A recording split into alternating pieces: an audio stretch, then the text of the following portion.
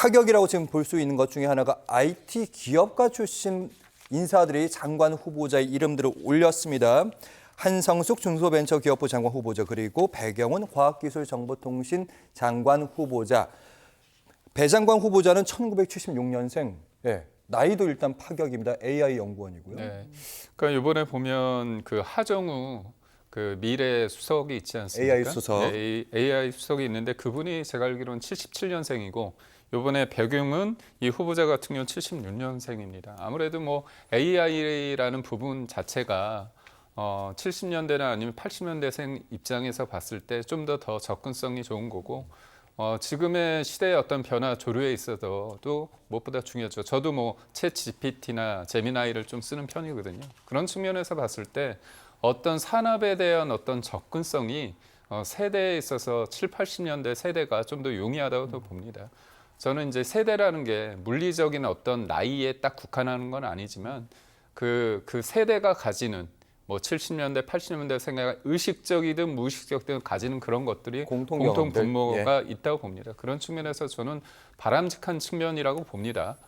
그래서 저는 이번에 이제 네이버 출신과 LG 쪽에 있는 분들이 장차관으로도 오고 대통령실 수석으로도 옵니다. 그래서 저는 이거는 나름대로 긍정적으로 보고 이제까지 장관이 곧바로 외부에 있던 그 기업가나 아니면 경영진 쪽에서 온 적은 없다고 봅니다. 직접적으로. 근데 이분들이 이제 청문회 과정에서 봤을 때 여러 가지 이제 재산 문제나 주식 문제가 됐을 텐데 저는 만약에 필요한 상황이 된다고 한다면 여야가 합의를 해서 전 능력 있는 사람이라고 검증이 되면 야당도 좀 적극적으로 이번 기회에 풀어줄 부분에 대해서는 좀 풀어주면서 적극적으로 기업인들의 어떤 장차관에 대해서는 좀 긍정적으로 바라봐야 될 대목이 있지 않을까, 그런 측면에서 말씀드리고 싶고 이번 인선에서 재밌는 게 교수분들이 없습니다. 그러니까 교수분들이 가지는 장단점이 있고 뭐 기업인들의 장단점이 있는데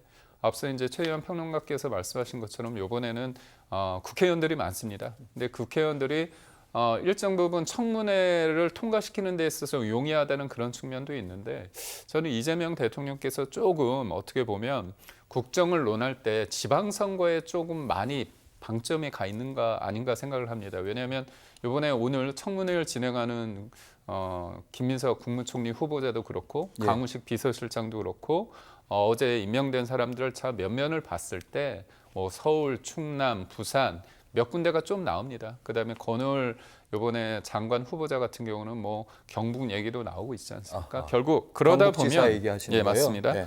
정책이란 게 일관되게 가야 되고 또 길게 가야 되는데도 불구하고 아무래도 내년 지방선거를 두고 이렇게 인사풀을 가동하다 보면 뭐 정치적 입지나 선거를 의식한 뭔가 이제 이벤트와 포퓰리즘적 정책이 나올 수 있는 거 아닌가, 그런 우려도 한번 제기해 봅니다. 알겠습니다. 사실은 이번 파격적인 장관 인선에 대해서 비판하는 쪽, 안 좋게 보는 쪽에서는 이렇게 보고 있습니다. 오늘 지금 김민석 국무총리 후보자에 대한 청문회가 진행되고 있습니다. 파격이란 단어로 최희원 평론가님, 시선 분산하려고 했던 거 아니냐, 의도 있는 거 아니냐? 저는 이제 이재명 대통령의 인사가 어떤 방향으로 갈 것인지 굉장히 궁금했어요. 그러니까 보니까 탕외이라는 이제 뭐 이런 단어를 쓰더라고요, 언론에서. 탕평인가요? 탕은? 맞나요? 탕은 탕평 맞고요. 외는 외부 인사. 이는 이년 탈피. 이렇게 이야기를 합니다. 이렇게 탕외이의 원칙에 맞춰서 했다라고 하는데 저는 굉장히 기존의 인사 방식이 아니라고 해서 저는 이제 새롭긴 한데 그것이 꼭 옳다라고 생각하지 않아요. 그러나 중요한 것은 우리가 지금 인수위 없이 바로 출범한 정권이고 언제 어디에 어떤 인사가 즉각 전력이 투입이 돼도 바로 일이 진행될 수 있는 그런 사람을 장관으로 세워서 일이 진행돼야 한다면은 탕평을 넘어서라도 해야 되는 부분이고 이념을 넘어서라도 해야 되는 부분이고 외부 인사 아니 내부 인사라 하더라도 그런 거 따지지 않고 잘할 수 있는 사람은 외계인이라도 잡아서 갖다 일을 시켜야 된다고 생각을 해요.